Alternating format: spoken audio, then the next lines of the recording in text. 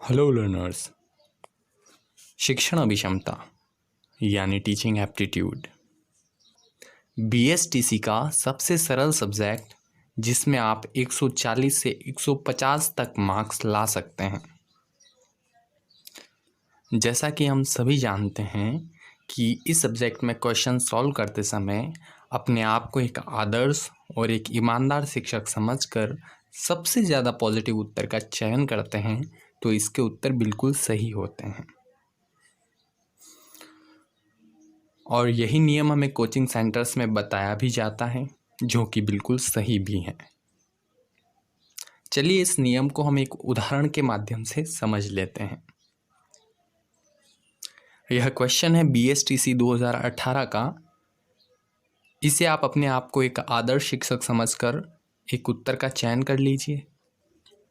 यदि कुछ निर्धन छात्र आपसे अतिरिक्त समय में पढ़ना चाहते हैं तो आप उनको ट्यूशन लेने के लिए कहेंगे या उन्हें टालते रहेंगे या आवश्यकता अनुसार समय समय पर उनकी कठिनाइयों को पूरा करेंगे, उन्हें किसी अन्य शिक्षक के पास भेजेंगे। अब आप एक आदर्श और ईमानदार शिक्षक हैं तो उनको ट्यूशन लेने के लिए तो कहेंगे नहीं, क्योंकि आपका मकसद पैसा कमाना नहीं है। सेकंड ऑप्शन है उन्हें टालते रहेंगे। एक आदर्श सेकंड ऑप्शन है आप उन्हें टालते रहेंगे। आप एक आदर्श और ईमानदार शिक्षक हैं तो आप उन्हें टाल भी नहीं सकते हैं। थर्ड ऑप्शन है आवश्यकता अनुसार समय समय पर उनकी कठिनाइयों को पूरा करेंगे, जो कि बिल्कुल सही उत्तर रहेगा। और फोर्थ वन है उन्हें किसी अन्य शिक्षक के पास भेजेंगे, जो कि बिल्कुल उचित नहीं है। तो तीसरा ऑप्शन इसका बिल्कुल सही उत्तर होगा। तो आपने इस उदाहरण के माध्यम से देखा है कि किस प्रकार हम अपने आप को एक आदर्श और ईमानदार शिक्षक मानकर क्वेश्चंस को सॉल्व करें तो बिल्कुल सही और सटीक उत्तर बैठता है। अब आपके जहन में एक सवाल आ रहा होगा कि फिर समस्या कहाँ है? समस्या इसके आगे है। चलिए एक उदाहरण के माध्यम से हम इसकी समस्या को भी समझ लेते हैं। यह क्वेश्चन 2018 में पूछा गया था। इस क्वेश्चन में 90% से ज़्यादा स्टूडेंट ने इसको गलत अटैम्प्ट किया और उस गलती का कारण यह था कि स्टूडेंट को इस क्वेश्चन की भाषा समझ में नहीं आई। उन्हें यह नहीं समझ आया कि आईसीटी क्या है, समन्वय का अर्थ क्या होता है। यदि मैं अपनी बात को समराइज़ करके कहूँ तो शिक्षण अभिक्षमता का सारा खेल सिर्फ दो चीज़ों पर टिका है। पहला, आप अपने आप को एक आदर्श एवं ईमानदार शिक्षक समझकर उत्तर चुनें, और दूसरा यह कि आपको इस विषय से संबंधित भाषा का कितना ज्ञान है, आपका शब्दकोश कितना मजबूत है, क्योंकि इसमें सारा खेल भाषा का है।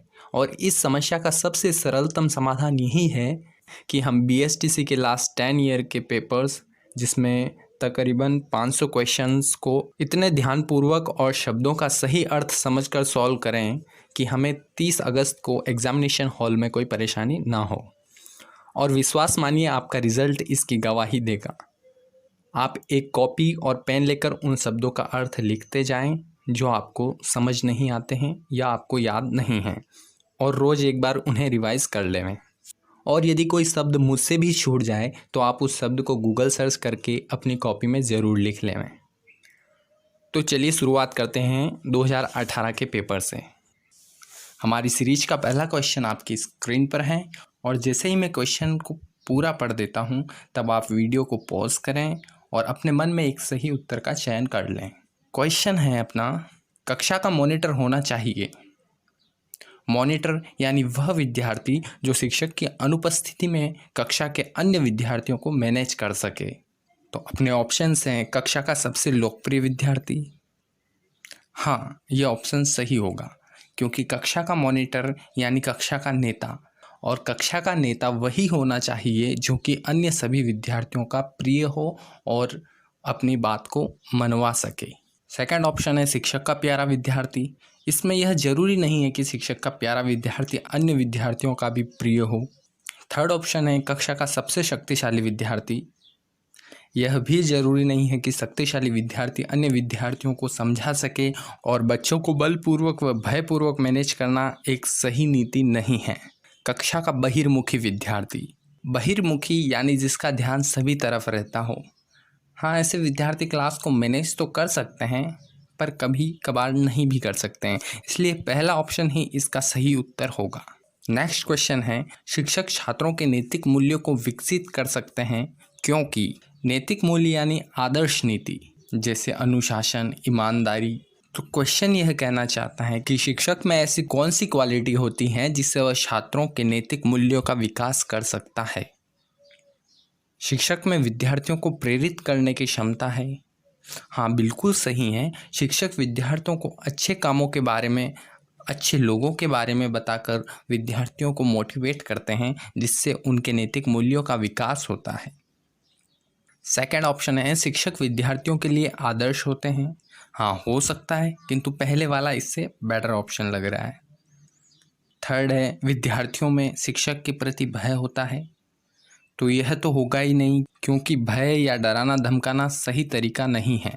And the last option is, विद्यार्थी शिक्षक के प्रत्येक निर्देश का पालन करते हैं। हाँ, यह भी ठीक है, किंतु हम इसको तुलना करें अपने पहले वाले ऑप्शन से तो 3 नंबर देने वाला बेटर ऑप्शन वही सही होगा, इसलिए पहला ऑप्शन इसका बिल्कुल सही होगा। नेक्स्ट क्वेश्चन है, मान लीजिए आपकी कक्षा में एक प्रतिभाशाली छात्र बैठा है और आपके सभी प्रश्नों के त्वरित उत्तर देता है। त्वरित उत्तर देना यानी तीव्र गति से उत्तर देना, हाजिर जवाब होना। तो आप अपने छात्र के संबंध में क्या करेंगे? नंबर 1, आप समझते हैं कि उसे तुरंत सभी उत्तर दे देने चाहिए ताकि आप अपनी जिम्मेदारियों से मुक्त हो सकें। जिम्मेदारियों से मुक्त होना यानी जिम्मेदारियों से पल्ला झाड़ने का कार्य एक ईमानदार शिक्षक का नहीं होता है, इसलिए यह ऑप्शन सही नहीं होगा। सेकंड ऑप्शन है, आप उसे कहेंगे कि कक्षा में अधीर होना अनुपयुक्त व्यवहार है। हो सकता है, किंतु आगे के ऑप्शन पर भी एक नज़र डाल लेते हैं। And the third option is, आप विद्यार्थी से अत्यधिक जटिल प्रश्न पूछेंगे जिससे उससे यह एहसास हो कि आप सबसे अच्छे शिक्षकों में से एक हैं। यह तो बिल्कुल नहीं होगा क्योंकि आप अपनी तारीफ के लिए विद्यार्थियों को अत्यधिक जटिल क्वेश्चन पूछकर विद्यार्थियों को निराश नहीं कर सकते। And the last option is, आप तुलनात्मक रूप से कठिन प्रश्न पूछेंगे और उसे अधीर न होने के लिए समझाएंगे।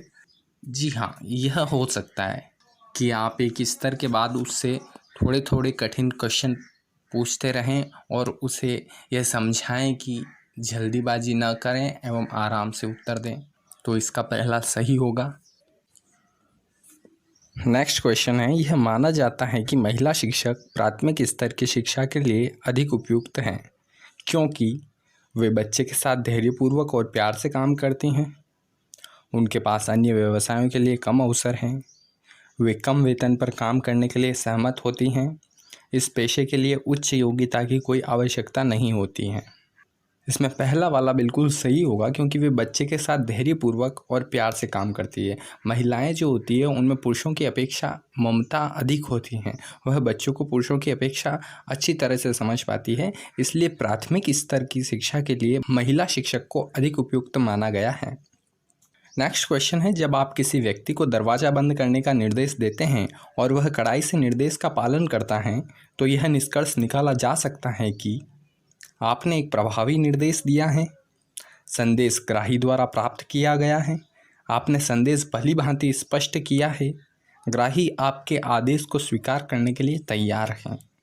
तो इसका फर्स्ट वाला ऑप्शन बिल्कुल सही होगा कि आपने एक प्रभावी निर्देश दिया है और उसका प्रभाव श्रोता पर पड़ा है जिससे कि उसने आपके आदेश का पालन किया है।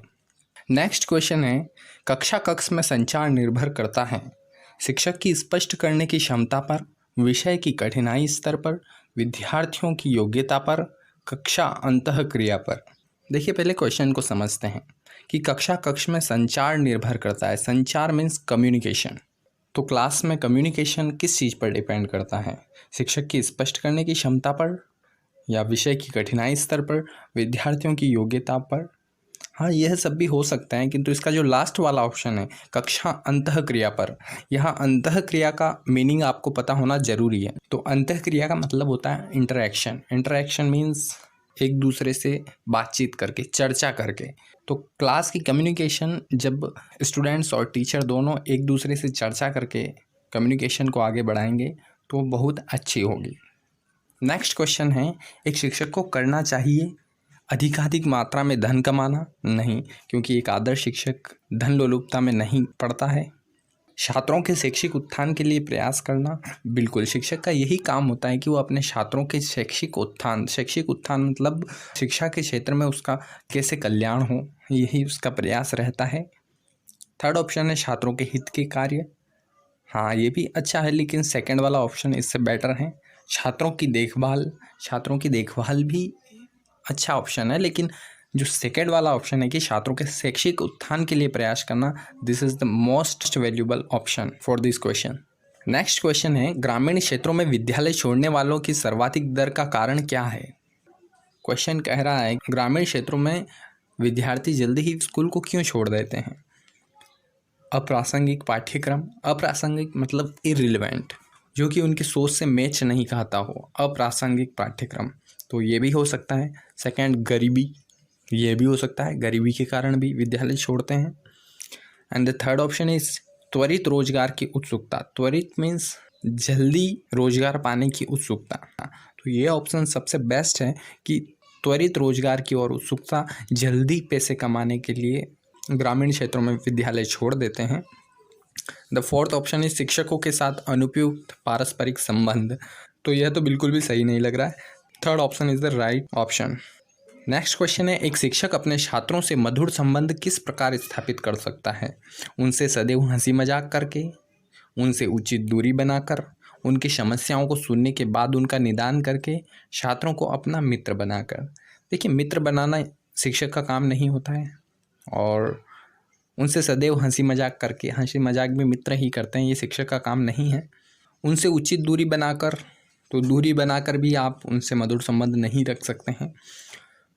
उनकी समस्याओं को सुनने के बाद उनका निदान करके, आप स्टूडेंट की समस्याओं को सुने और उनको एक अच्छा सॉल्यूशन दें, तो स्टूडेंट्स और आपके बीच का संबंध, स्टूडेंट्स और शिक्षक के बीच का संबंध अधिक मधुर होगा।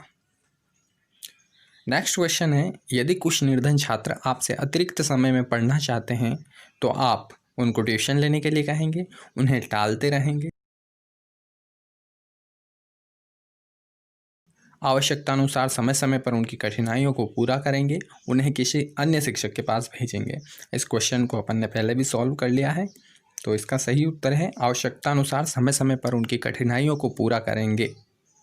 नेक्स्ट क्वेश्चन है, शैक्षिक यात्रा के दौरान बैठने की जगह को लेकर छात्र किसी वृद्ध से झगड़ बैठता है, तो मैं छात्र का पक्ष लूँगा? जी बिल्कुल नहीं, क्योंकि छात्र ने झगड़ा शुरू किया है तो आप छात्र का पक्ष नहीं ले सकते हैं। उसे समझाऊंगा कि बड़ों का आदर करें। जी बिल्कुल, आप यही करेंगे, छात्रों को समझाएं कि बड़ों का आदर करें और बुजुर्गों को पहले बैठने के लिए सीट देनी चाहिए। नेक्स्ट है, उसे अनदेखा करूंगा? नहीं, अनदेखा करके आप अपनी जिम्मेदारी से विमुख नहीं हो सकते हैं। निपटाने के लिए दखल दूंगा, तो ये दखलबाजी का काम भी कुछ खास नहीं है। आप सेकंड ऑप्शन चुनेंगे, उसे समझाऊंगा कि बड़ों का आदर करना चाहिए। नेक्स्ट क्वेश्चन है, छात्रों की प्रगति का ब्यौरा अभिभावकों को देना आवश्यक है। ब्यौरा मीन्स लेखा जोखा, कि बच्चों ने क्या किया है, क्या नहीं किया है, उनका क्या परसेंट रहा है, कैसे हैं पढ़ने में, इन सभी चीज़ों को ब्यौरा कहते हैं।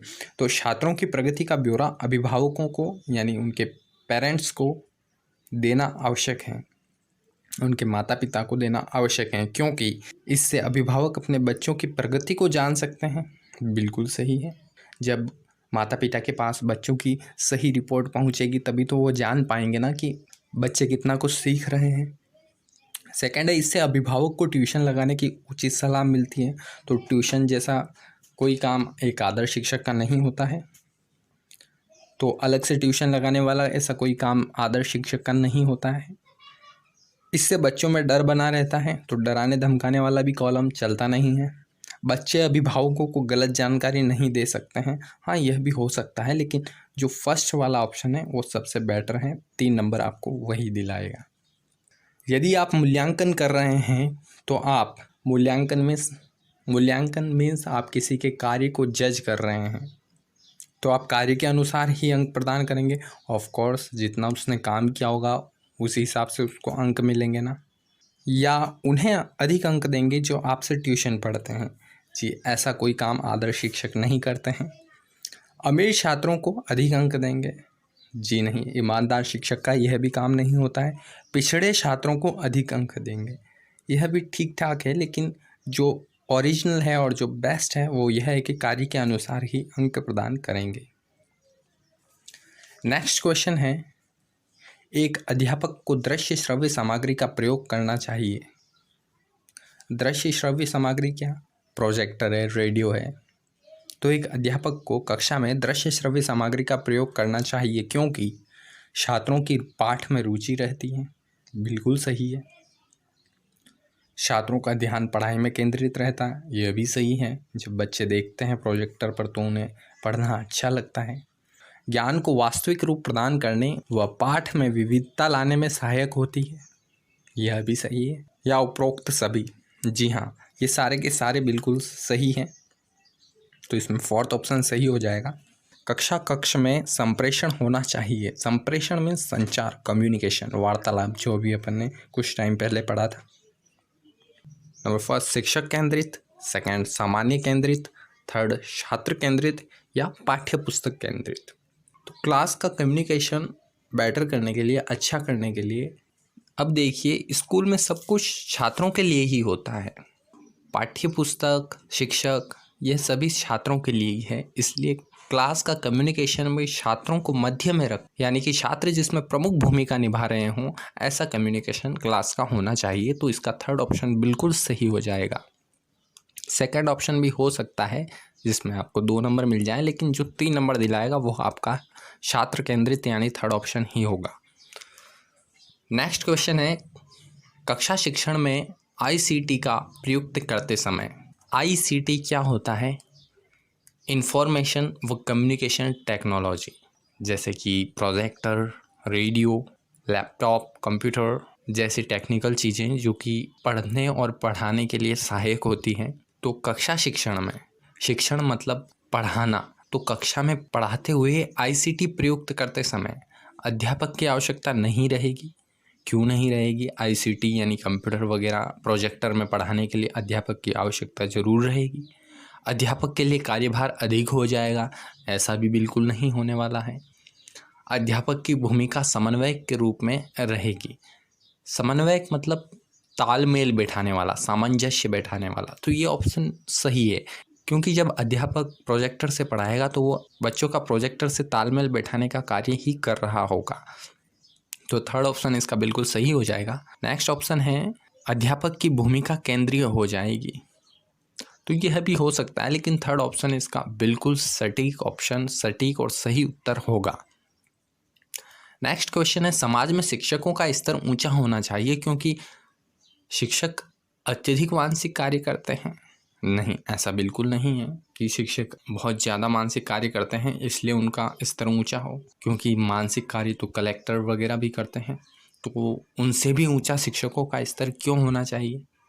समाज के लोगों से मिलते हैं इसलिए नहीं, और भी लोग हैं जो समाज के लोगों से मिलते हैं। भावी नागरिकों को तैयार करते हैं इसलिए। जी हाँ, बिल्कुल, समाज में शिक्षकों का स्तर इसलिए ऊंचा होना चाहिए क्योंकि वह अपनी आने वाली भावी पीढ़ियों को तैयार करते हैं, अपने भारत का भविष्य निर्माण करते हैं, इसलिए शिक्षकों का स्तर ऊंचा होना चाहिए। अधिक श्रम करते हैं इसलिए, तो यह भी नहीं होगा। थर्ड ऑप्शन इसका बिल्कुल सटीक और सही उत्तर होगा। नेक्स्ट क्वेश्चन है, शिक्षक को समाज में स्थान बनाने के लिए किसी राजनीतिक पार्टी में रहना चाहिए? जी नहीं, शिक्षक का काम राजनीति नहीं है। अपने दायित्व को निभाना चाहिए? जी बिल्कुल, शिक्षक अपने दायित्व को यदि भली भांति निभा ले तो समाज में उसका स्थान वैसे ही बन जाता है। तो सेकंड ऑप्शन बिल्कुल सही और सटीक होगा। थर्ड है, समाज की गतिविधियों में अपने को सक्रिय रखना। समाज की गतिविधियों में अपने को सक्रिय रखना चाहिए। हाँ, यह भी हो सकता है, लेकिन जो सेकंड ऑप्शन है वह ज़्यादा बेटर है। अधिक से अधिक धन संचय करके अपने प्रभाव को बढ़ाना चाहिए। जी नहीं, शिक्षक का काम धन संचय करना नहीं होता है। तो सेकंड ऑप्शन इसका बिल्कुल सही हो जाएगा। एक अध्यापक के रूप में आप अपना शाम का समय किन कार्यों में लगाना पसंद करेंगे? राजनीति की चर्चा में, मनोरंजन कार्यों में, धन प्राप्ति के अन्य कार्यों में या सामाजिक कार्यों में? अब ये तो आप भी पढ़कर ही बता सकते हैं कि सामाजिक कार्यों में ही सबसे बेटर उसका उत्तर रहेगा। बाकी दूसरे भी हैं राजनीति की चर्चा में, यह भी ठीक ठाक रहेंगे। तो फोर्थ ऑप्शन इसका बिल्कुल सही हो जाएगा कि सामाजिक कार्यों में एक शिक्षक अपना शाम का समय लगा सकता है। सफल शिक्षक वही है जो अच्छे अंक देता है, नियमित गृह कार्य देखता है, कठोर अनुशासन रखता है, छात्रों की प्रगति के प्रति सजग रहता है। तो अच्छे अंक तो विद्यार्थियों पर डिपेंड करते हैं। नियमित गृह कार्य देखता है, ठीक है, यह भी अच्छा है। कठोर अनुशासन रखता है, अनुशासन रखना भी ठीक है। छात्रों की प्रगति के प्रति सजग रहता है, यह ऑप्शन बिल्कुल करेक्ट और सटीक बैठेगा, क्योंकि एक अच्छा शिक्षक वही होगा जो छात्रों की प्रगति के प्रति बिल्कुल सजग रहेगा। क्योंकि एक अच्छा और सफल शिक्षक वही रहेगा जो कि छात्रों की प्रगति के प्रति सजग रहेगा। प्रगति मीन्स प्रोग्रेस। तो आज के लिए बस इतना ही, और आगे के क्वेश्चन लेके मैं आपको मिलता हूँ नेक्स्ट वीडियो में। तब तक के लिए जय हिंद साथियों। और यदि आपने मेरा चैनल सब्सक्राइब नहीं किया है तो इसे अभी सब्सक्राइब कर लें, और कमेंट करके हमें ज़रूर बताएं आपको यह वीडियो कैसा लगा। और यदि आपको कोई क्वेश्चन या डाउट हो तो वह भी कमेंट बॉक्स में हमें अवश्य पूछें। जय हिंद साथियों।